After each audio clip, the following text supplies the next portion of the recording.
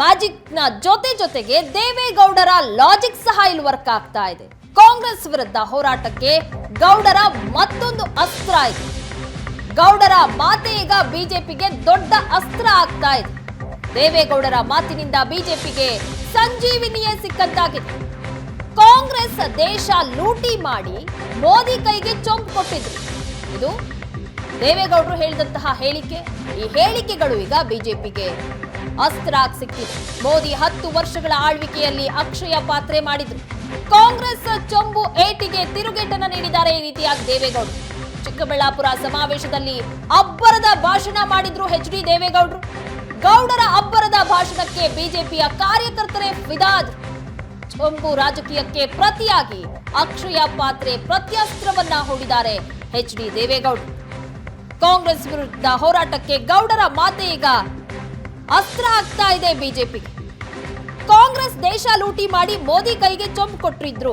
ಮೋದಿ 10 ವರ್ಷಗಳ ಆಳ್ವಿಕೆಯಲ್ಲಿ ಅಕ್ಷಯ ಪಾತ್ರೆ ಮಾಡಿದ್ರು ಅಂತ ಕಾಂಗ್ರೆಸ್ ಏನು ಚೊಂಬಿನ ಜಾಹೀರಾತನ್ನ ನೀಡಿದೆ, ಅದಕ್ಕೆ ಹೇಳಿಕೆಗಳನ್ನ ಕೊಡ್ತಾ ಇದೆ. ಅದಕ್ಕೆ ಸಂಬಂಧಪಟ್ಟಂತೆ ಈ ರೀತಿ ತಿರುಗೇಟು ಕೊಟ್ಟಿದ್ದಾರೆ ದೇವೇಗೌಡರ ಈ ಮಾತು ಈಗ ಬಿಜೆಪಿಗೆ ಸಂಜೀವಿನಿ ಆಗಿದೆ.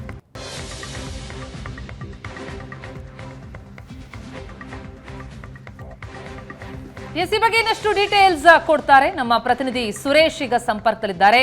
ಸುರೇಶ್, ಕಾಂಗ್ರೆಸ್ನ ಚೊಂಬು ಅಸ್ತ್ರಕ್ಕೆ ಈಗ ಬಿಜೆಪಿ ಪ್ರತಿಯಾಗಿ ಮತ್ತೊಂದು ಅಸ್ತ್ರವನ್ನ ಪ್ರಯೋಗಿಸ್ತಾ ಇದೆ, ಜಾಹೀರಾತುಗಳನ್ನ ಹಾಕ್ತಾ ಇದೆ. ಆದ್ರೆ ಅದಕ್ಕಿಂತ ಹೆಚ್ಚಾಗಿ ನನ್ನೆ ನಡೆದಂತಹ ಸಮಾವೇಶ ಏನಿತ್ತು ಅಲ್ಲಿ ದೇವೇಗೌಡರು ಆಡಿದಂತಹ ಮಾತುಗಳೇನಿದೆ, ದೇವೇಗೌಡರು ಕೊಟ್ಟಂತಹ ಒಂದು ಅಸ್ತ್ರ ಏನಿದೆ, ದೇವೇಗೌಡರ ಮಾತು ಅದೇ ಈಗ ಬಿಜೆಪಿಗೆ ಅಸ್ತ್ರ ಆಗ್ತಾ ಇದೆ. ಅದನ್ನ ಯಾವ ರೀತಿಯಲ್ಲಿ ಬಳಕೆ ಮಾಡ್ಕೊಳ್ಳೋದಕ್ಕೆ ಈಗ ಬಿಜೆಪಿ ಮುಂದಾಗ್ತಾ ಇದೆ? ಯಾಕಂದ್ರೆ ಮನಮೋಹನ್ ಸಿಂಗ್ ಆಡಳಿತವನ್ನ ನೆನಪಿಸಿ ದೇವೇಗೌಡರು ಆಡಿದಂತಹ ಲಾಜಿಕ್ ಮಾತುಗಳೇನಿವೆ ಅದು ಈಗ ಬಿಜೆಪಿ ಪಾಲಿಗೆ ಸಂಜೀವಿನಿ ಆಗಿದೆಯಾ?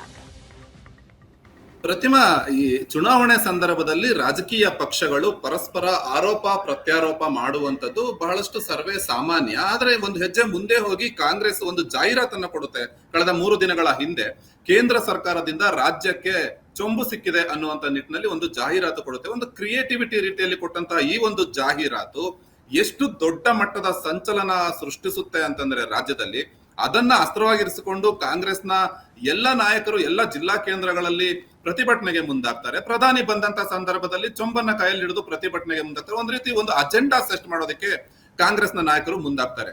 ಇದು ಎಷ್ಟರ ಮಟ್ಟಿಗೆ ಹೋಯ್ತು ಅಂತಂದ್ರೆ ಬಿಜೆಪಿಯ ನಾಯಕರು ಇದಕ್ಕೆ ಕೌಂಟರ್ ಕೊಡೋದಕ್ಕೆ ಆಗ್ಲಿಲ್ಲ. ಯಾವ ರೀತಿ ಇದನ್ನ ಎದುರಿಸಬೇಕು ಅನ್ನುವಂಥದ್ದು ಬಿಜೆಪಿಯ ನಾಯಕರಿಗೆ ಒಂದ್ ರೀತಿ ಕನ್ಫ್ಯೂಸ್ ಆಯ್ತು. ಆ ರೀತಿಯಾದಂತ ಒಂದು ಕ್ರಿಯೇಟಿವಿಟಿ ಜಾಹೀರಾತದು. ಆದ್ರೆ ಯಾವಾಗ ಚಿಕ್ಕಬಳ್ಳಾಪುರದಲ್ಲಿ ಒಂದು ಮೈತ್ರಿಯ ಪಕ್ಷಗಳ ಸಮಾವೇಶ ಆಯ್ತು, ಆ ಒಂದು ಸಮಾವೇಶದಲ್ಲಿ ಮೋದಿ ಮತ್ತೆ ದೇವೇಗೌಡರು ಇಬ್ರು ಕೂಡ ವೇದಿಕೆ ಮೇಲೆ ಇರ್ತಾರೆ. ಅಂತ ಸಂದರ್ಭದಲ್ಲಿ ದೇವೇಗೌಡರು ಮಾಡಿದಂತ ಒಂದು ಭಾಷಣ ನಿಜಕ್ಕೂ ಕೂಡ ಬಿಜೆಪಿಯ ನಾಯಕರ ಪಾಲಿಗೆ ಒಂದ್ ರೀತಿ ಸಂಜೀವಿನಿ ಅಂತಾನೆ ಹೇಳ್ಬೋದು. ಏನು ಮೋದಿ ಮ್ಯಾಜಿಕ್ ಅಂತ ನಾವು ಹೇಳ್ತಾ ಇರ್ತೀವೋ ಆ ಒಂದು ಮೋದಿಯ ಮ್ಯಾಜಿಕ್ಗೆ ದೇವೇಗೌಡರ ಲಾಜಿಕ್ ಕೂಡ ಇಲ್ಲಿ ಜೊತೆ ಆಯ್ತು ಅಂತಲೇ ಹೇಳ್ಬೋದು. ನಿಜ, ನೀವು ಹೇಳ್ತಾ ಇರುವಂತದ್ದು ಕಾಂಗ್ರೆಸ್ನ ಆಡಳಿತದಲ್ಲಿ ಒಂದು ಚೊಂಬನ್ನ ತಂದು ಪ್ರಧಾನಮಂತ್ರಿ ಮೋದಿ ಕೈಲಿ 2014ರಲ್ಲಿ ಒಂದು ಚೊಂಬನ್ನ ನೀವು ಕೊಟ್ಬಿಟ್ಟು ಹೋಗಿದ್ದೀರಾ. ಆ ಚೊಂಬನ್ನ ಈ ಕಳೆದ 10 ವರ್ಷಗಳಲ್ಲಿ ಪ್ರಧಾನಿ ಮೋದಿ ಅವರು ಅಕ್ಷಯ ಪಾತ್ರೆಯನ್ನಾಗಿ ಮಾಡಿದ್ದಾರೆ ಅನ್ನುವಂತ ಒಂದು ಮಾತಿತ್ತಲ್ಲ, ಆ ಒಂದು ಮಾತಿಗೆ ಇಡೀ ಬಿಜೆಪಿಯ ಕಾರ್ಯಕರ್ತರು ಒಂದ್ ರೀತಿ ರೋಮಾಂಚನಗೊಳ್ತಾರೆ.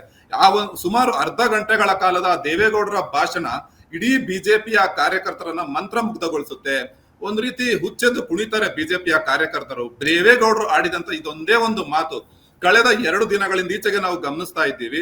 ಕಾಂಗ್ರೆಸ್ನವರ ಚೊಂಬು ಜಾಹೀರಾತಿಗೆ ಪ್ರತಿಯಾಗಿ ಹೌದು ಅದು ಚೊಂಬಲ್ಲ ಅಕ್ಷಯ ಪಾತ್ರೆ ಅನ್ನುವಂತ ಒಂದು ಮಾತನ್ನ ಬಿಜೆಪಿಗರು ಇದೀಗ ಬಳಸ್ತಾ ಇರುವಂತದ್ದನ್ನು ಕೂಡ ನಾವು ನೋಡ್ಬೋದಾಗಿದೆ. ಅಂದ್ರೆ ಒಂದ್ ರೀತಿ ದೇವೇಗೌಡರ ಒಂದು ಮಾತಿನಿಂದ ಬಿಜೆಪಿಯ ನಾಯಕರಿಗೆ ಕಾರ್ಯಕರ್ತರಿಗೆ ಒಂದು ಹೊಸ ಹುಮ್ಮಸ್ಸು ಬಂದಂತಾಗಿದ್ದು ಕಾಂಗ್ರೆಸ್ನ ಜಾಹೀರಾತಿಗೆ ಕೌಂಟರ್ ಕೊಡೋದಕ್ಕೆ ಮತ್ತೊಂದು ಅಸ್ತ್ರ ಇದೀಗ ಬಿಜೆಪಿ ಅವರಿಗೆ ಸಿಕ್ಕಿದೆ ಅಂತ ಹೇಳ್ಬೋದು ಪ್ರತಿಮಾ.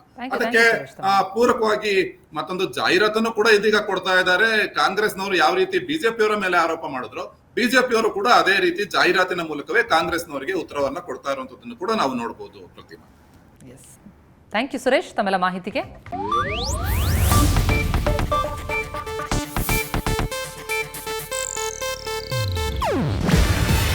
ಇದು ಏಷ್ಯಾನೆಟ್ ನ್ಯೂಸ್ ನೆಟ್ವರ್ಕ್ ಪ್ರಸ್ತುತಿ. ನೀವು ನೋಡ್ತಿದ್ದೀರಾ ಏಷ್ಯಾನೆಟ್ ಸುವರ್ಣ ನ್ಯೂಸ್.